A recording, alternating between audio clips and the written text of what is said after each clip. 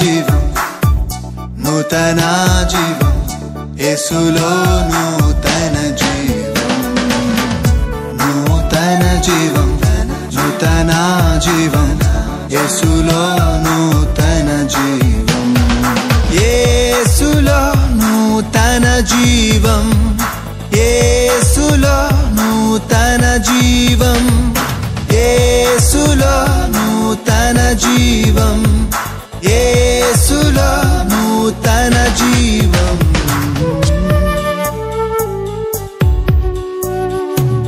నూతన జీవం, నూతన జీవం, యేసులో నూతన జీవం, నూతన జీవం, నూతన జీవం, యేసులో నూతన జీవం, యేసులో నూతన జీవం. Praise the Lord.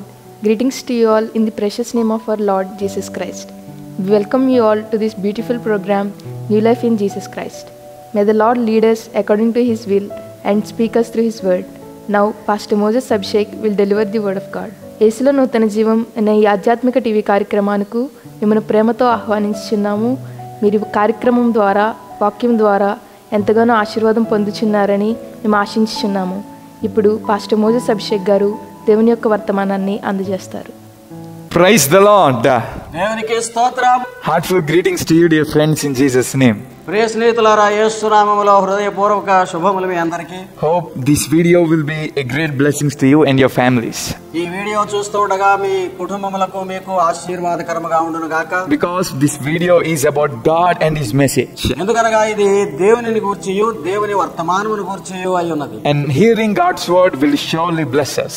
దేవుని వాక్యము వినుట ద్వారా ఆశీర్వాదములు వచ్చును. Spending time with God will result us and our lives into a great fruitful state. దేవునితో సమయం గడిపాము అంటే మనకును మన జీవితాలకును ఫలభరితమైనటువంటి సమయాన్ని దేవుడు ఇస్తాడు. So definitely these few minutes which you are giving to God will be a blessing in your life. కనుక దేవుడికి మీరు ఇచ్చేటువంటి ఈ కొద్ది క్షణాలు దేవుడు మిమ్మల్ని ఆశీర్వాదకారకముగానే ఉంచుతాడు. So we thank you so much for tuning to this video in your mobiles, televisions and other devices. కనుక ఈ పరికరములన్నిటినీ కూడా సిద్ధపరచుకొని మీరు వింటూ చూచుచూ ఉన్నందులకు వందనములు. Your interest in listening God's word is very appreciated. దేవుని వాక్యమును వినవలనేటువంటి మీ అభిరుచిని మేము ఎంతగానో పొగడుచూ ఉన్నాము. May God talk with you today, empower you and edify you so that you will stand in a higher place. దేవుడు మిమ్మలను బలపరిచి శక్తివంతము చేసి నిలుచుటకు శక్తిని అనుగ్రహించును. If you didn't introduce our program to any of our friends, take time introduce about our program to your friends. ఈ మా కార్యక్రమములను మీ స్నేహితులకు ఇతరులకు ఎవరికి కూడా తెలియజేయకపోయినచో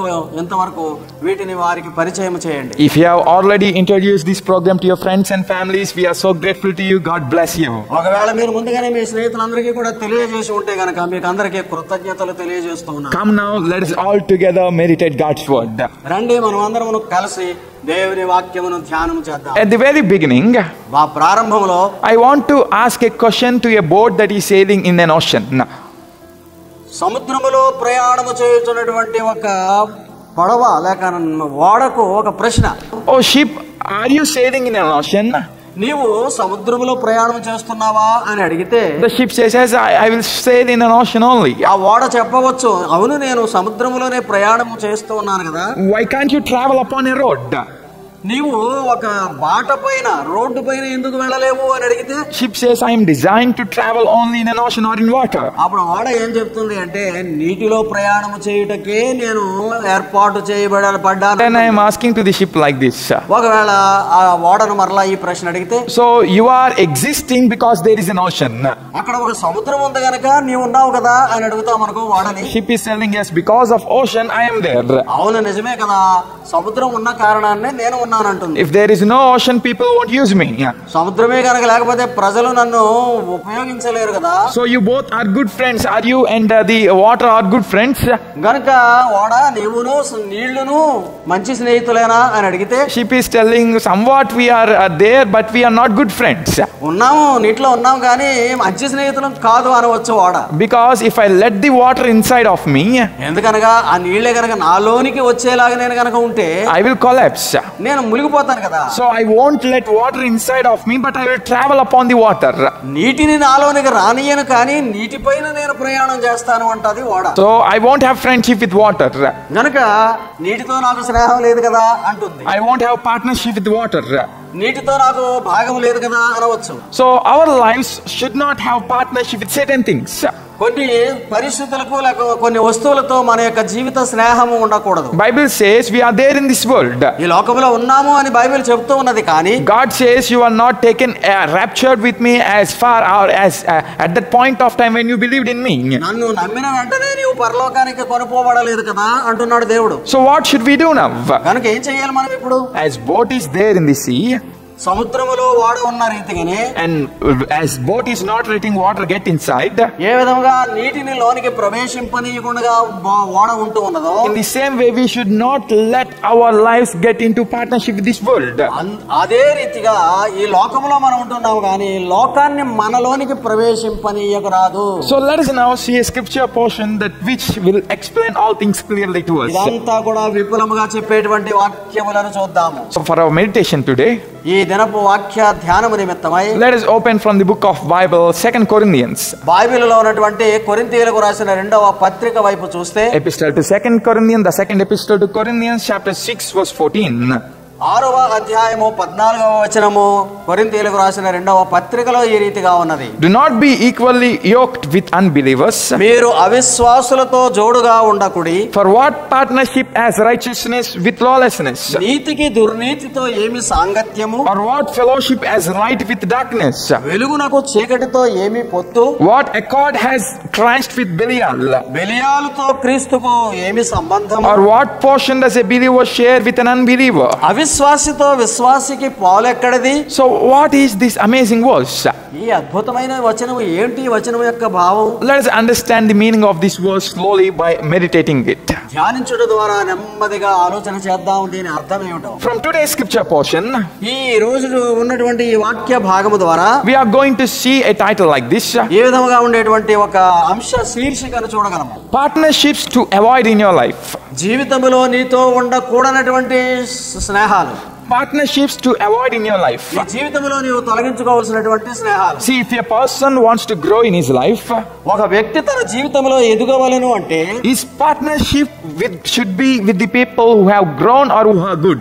ఎవరైతే ఎదిగి ఉన్నారో లేకపోతే మంచిగా ఉన్నారో వారితో నీ స్నేహం కలిగి ఉండాలి. If a person is having fellowship with the people who lost everything in their life, జీవితంలో సమస్తాన్ని కోల్పోయినటువంటి వాళ్ళతో నీవు గనక స్నేహం చేస్తే, and if a person who is having a fellowship with the people who are wicked, దుర్మార్గ జీవితంలో ఉన్న వాళ్ళతో నీవు కలిసి గనక పొత్తుగా ఉంటే, we fear that these people also will go into destruction. మన భయం ఏంటంటే ఈ ప్రజలు కూడా అటువంటి నాశనంలోకి వెళ్ళిపోతారు. That's why many parents today, గనుకనే అనేక మంది తల్లిదండ్రులు ఈ దినాన్న, see, many parents today want their kids to be very very crucial or very very watchful in their relationships. తమ బిడ్డలు ఎటువంటి సంబంధములు కలిగి ఉన్నారు, స్నేహములు కలిగి ఉన్నారు అనేటువంటి విషయంలో తల్లిదండ్రులు భద్రత ఎక్కువగా చూస్తూ ఉన్నారు ఈ దినాల్లో.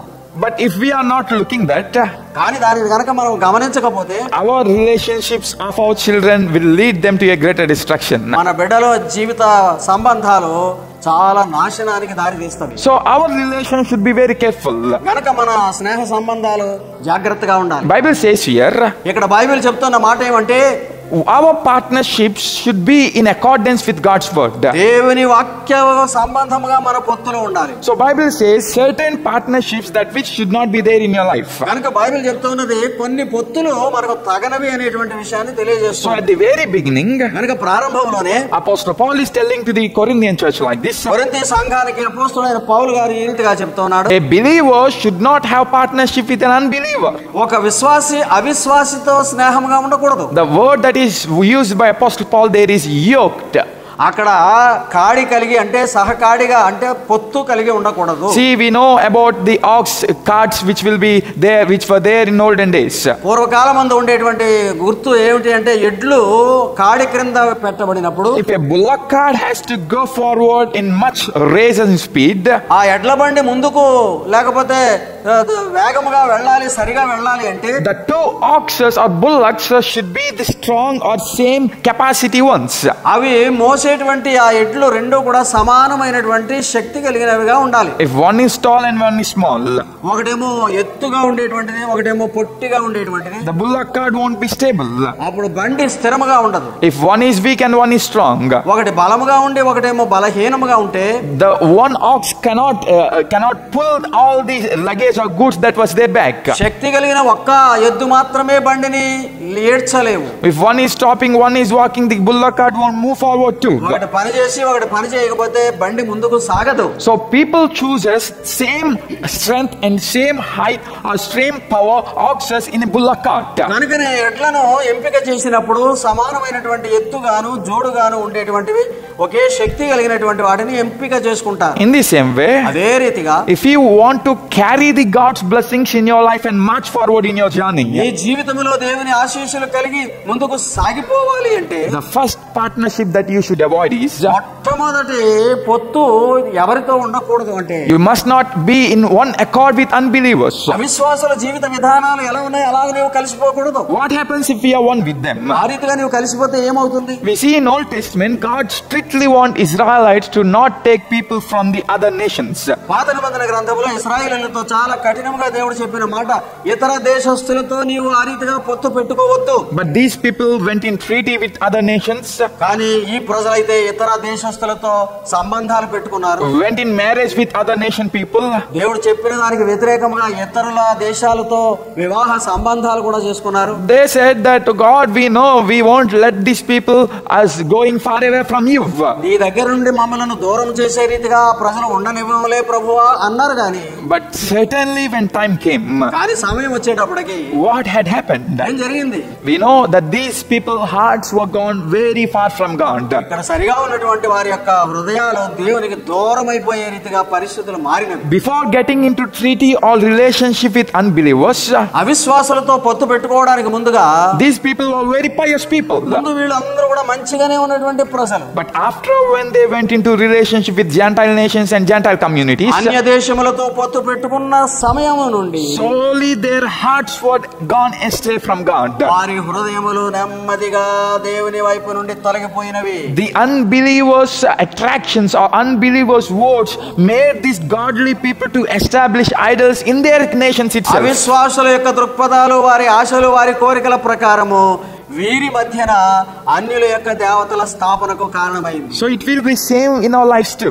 మన జీవితాలలో కూడా అంతే.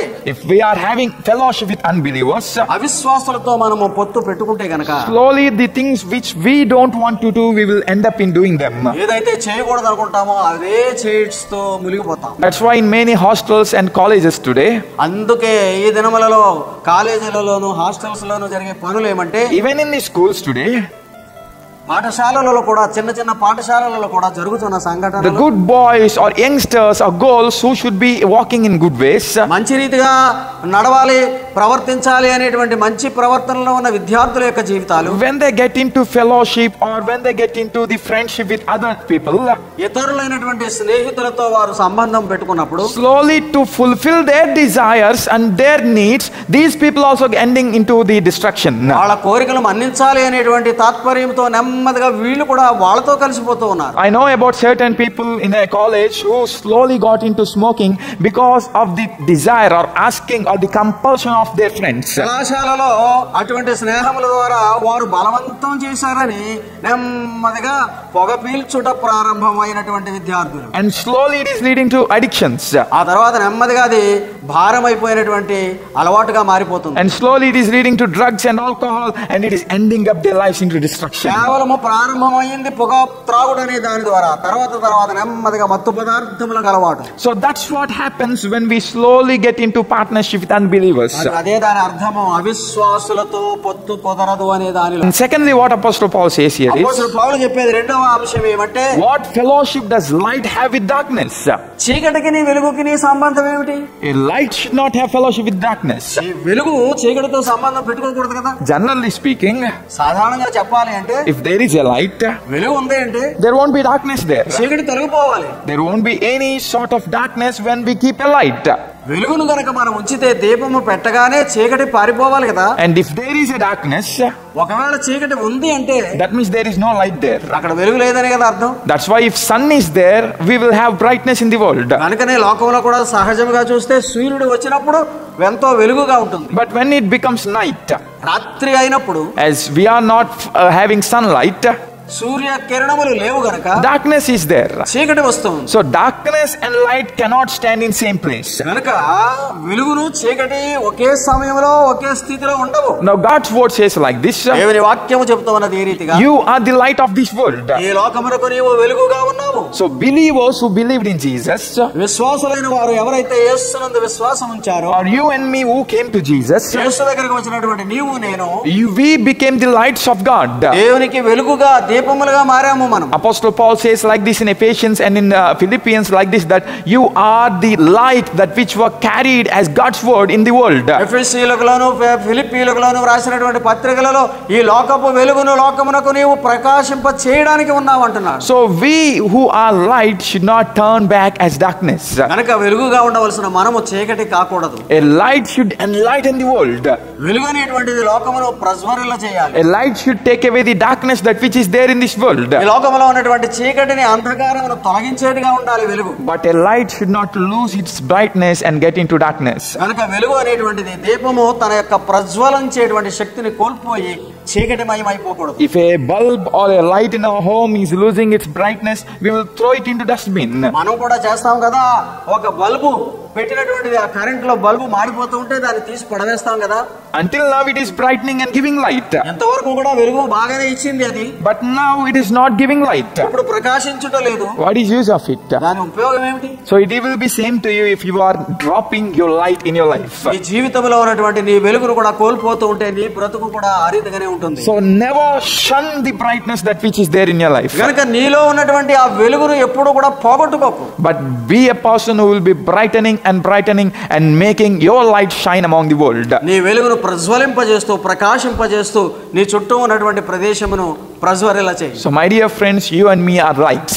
గనుక ఆ రీతిగా వెలుగుగా ఉన్నాము మీరు నేను కూడా. So we must give our brightness to this world. ఈ లోకానికి వెలుగునివ్వవలసిన వారం మనం. But do not let the world drop away the brightness that which is there in you. కానీ నీలో ఉన్నటువంటి వెలుగు పోయేలాగున ఆ అంధకారాన్ని నీవు రానియవద్దు. Dear youngsters, do not give any sort of room for darkness to enter into your life. యవన బిడ్డలారా, మీ జీవితాలలో ఎన్నడూ కూడా ఈ చీకటిని రానియవద్దు. But stand as a light among your friends. నీ స్నేహితుల మధ్య ఒక వెలుగు స్తంభముగా ఉండు. Stand as a light in your family. ఒక దీపముగా నీ కుటుంబానికి ఉండు. Illuminate the light which you have to your friends and to your neighbors and to your family, so that they will also become lights. నీ స్నేహితులకు ఇరుగు పొరుగు వారికి కుటుంబానికి నీ వెలుగును ప్రకాశింపని.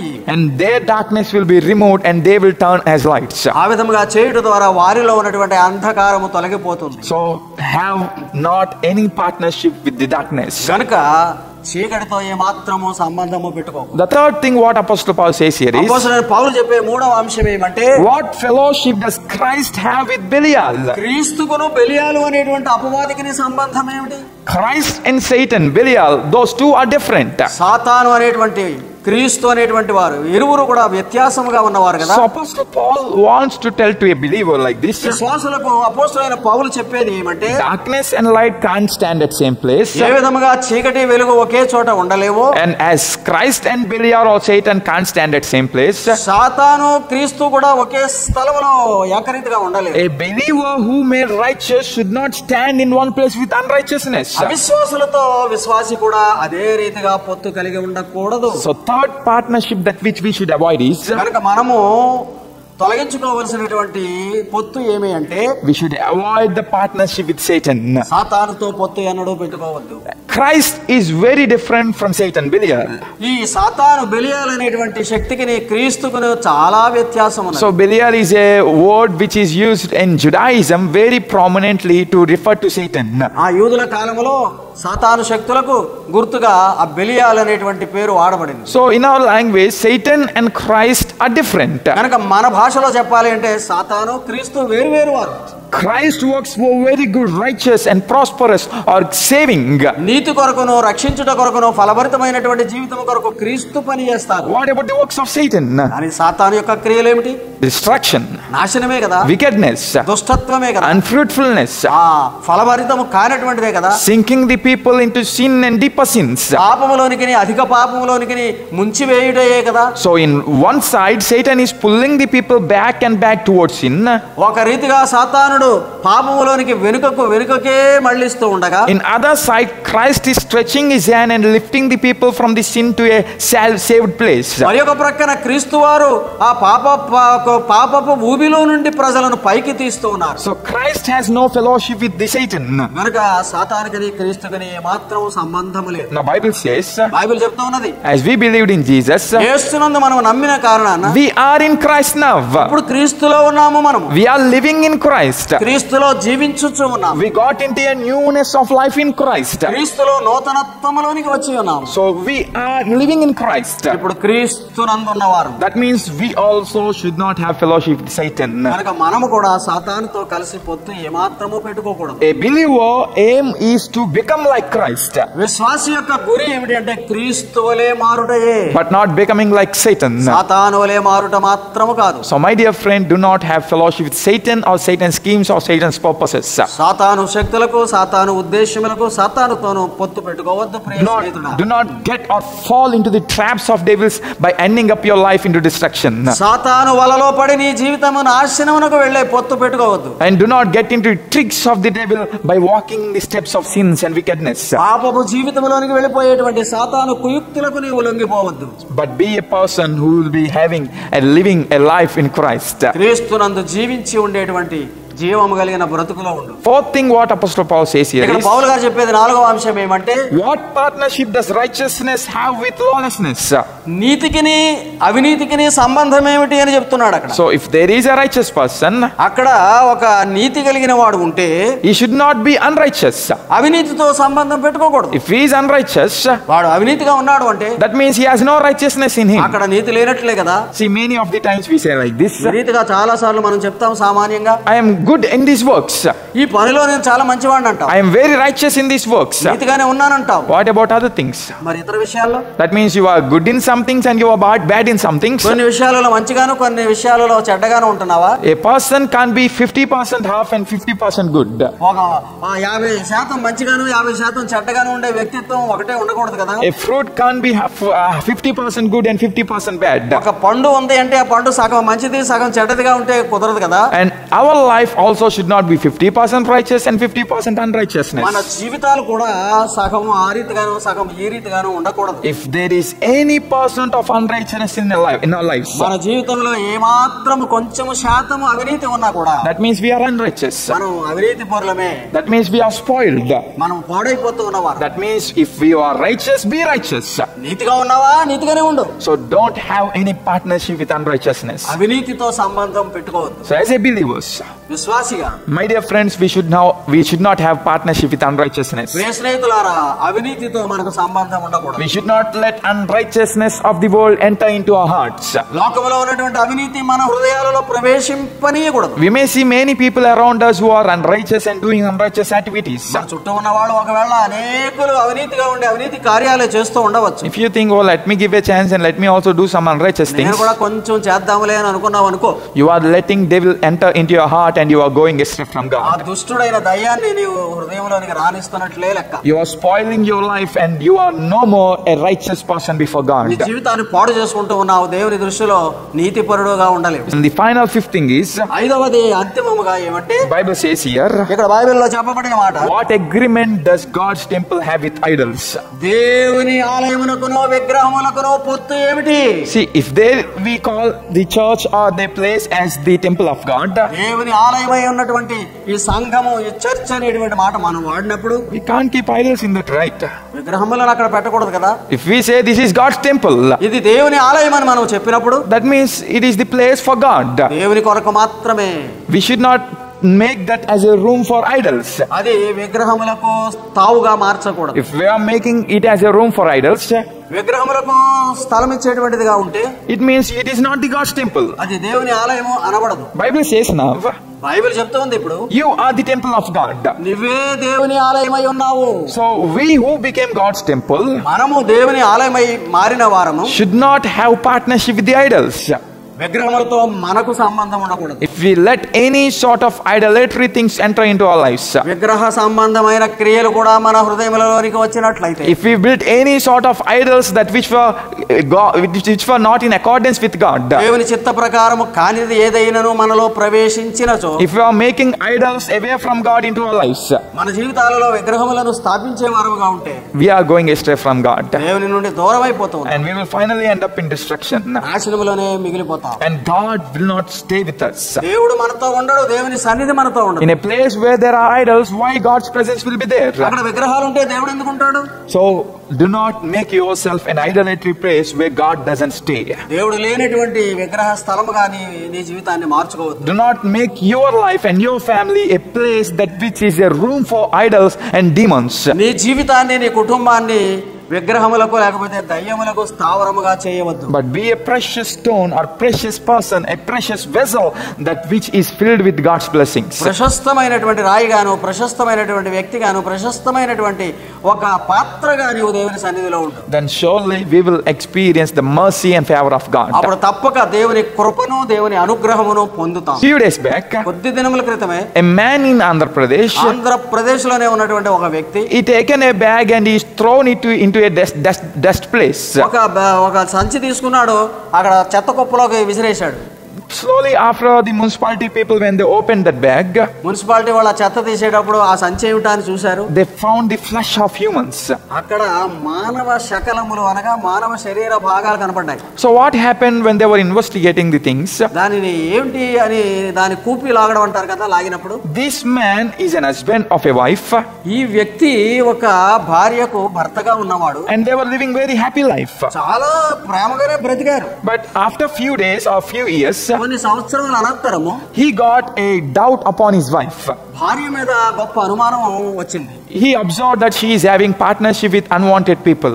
అక్కర్లేనటువంటి వ్యక్తులతో సంబంధం కలిగి ఉంది అని కనిపెట్టాడు. He warned her, హెచ్చరిక చేశాడు. but she didn't listen. హెచ్చరికను ఖాతరు చేయలేదు ఆమె. Slowly at a night, ఒక రాత్రి నెమ్మదిగా he killed a dog ఒక కుక్కను చంపాడు. and he cut the dog into pieces, ఆ కుక్కను ముక్కలుగా కోశాడు. and he killed his wife, ఆ భార్యను కూడా కోసేశాడు. and he made his wife's body into parts, అప్పుడు ఆ శరీరాన్ని కూడా ముక్క ముక్కలుగా నరికేశాడు. and he cooked that body into a water, నీళ్ళలో వేసి ఆ ముక్కలన్నీ కూడా ఉడకబెట్టాడంట. and then he wrapped that all the flesh into a cloth, and he thrown it into a dust place. అవన్నీ కూడా మూట కట్టి చెత్త కుండీలో పడేశాడు. So how this destruction happened? ఎంత నాశనం అయ్యిందో చూడండి అక్కడ. See, a wife lost her life, భార్య జీవితాన్ని కోల్పోయింది. and this person remained as a murderer, and he will be sentenced to death. ఈ వ్యక్తి నరహత్య చేసిన వాడుగా మిగిలిపోయాడు, శిక్షకు పాత్రుడయ్యాడు.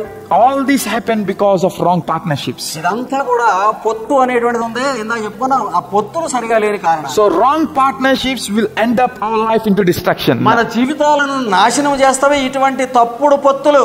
So be far away from wrong partnerships. కనుక అక్కర్లేనటువంటి పొత్తులకు దూరంగా ఉండు. Go far astray from wrong partnerships. దూరంగా వెళ్ళిపో.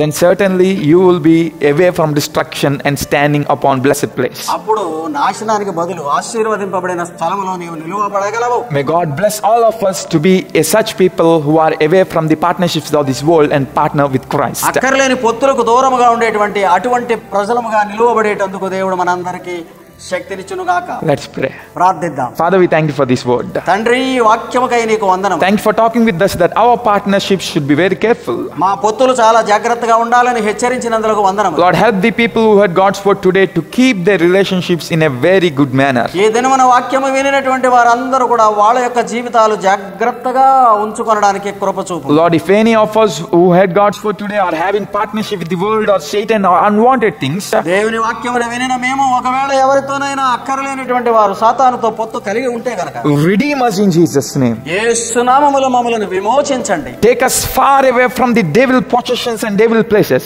ఇటువంటి దయ్యపు శక్తుల నుండి పొత్తుల నుండి మమ్మలను దూరపరచు. And help us to stand upon a good and blessed state. ఆశీర్వదింపబడిన స్థితిలో నిలువబడుటకు సహాయము చేయి. Thank you, God. We pray in Jesus' name. వందనములు తండ్రి, యేసు నామములో ఈ ప్రార్థన వేడుకొనుచు ఉన్నాము. Amen. Amen. May God bless you all. దేవుడు మిమ్మల్ని అందరినీ దీవించును గాక. Praise the Lord. Dear friends, to watch more sermons and worship songs, please subscribe to our YouTube channel Moses Abhishek, MOSES ABHISHEK, and follow us on Facebook and Instagram @Moses Abhishek Tanity. ప్రియులారా, మరిన్ని సందేశములు మీరు ఆలకించడానికి, మరిన్ని దేవుని యొక్క పాటలు వినడానికి Moses Abhishek అనే YouTube ఛానల్ని సబ్స్క్రైబ్ చేసుకునండి. అలాగే ఫేస్బుక్లోను ఇన్స్టాగ్రామ్లోను మోసెస్ అభిషేక్ తానేటి అనే మన యొక్క ఛానల్ని ఫాలో అవ్వండి. దేవుడు మిమ్మల్ని దీవించునుగాక. For your prayers and support our address Pastor T. Moses Abhishek, son of Reverend T. Blessing, Emmanuel Church, Bhaskar Nagar, Samal Court, Andhra Pradesh, India 533440. Our phone numbers 8883 29940. May God bless you all.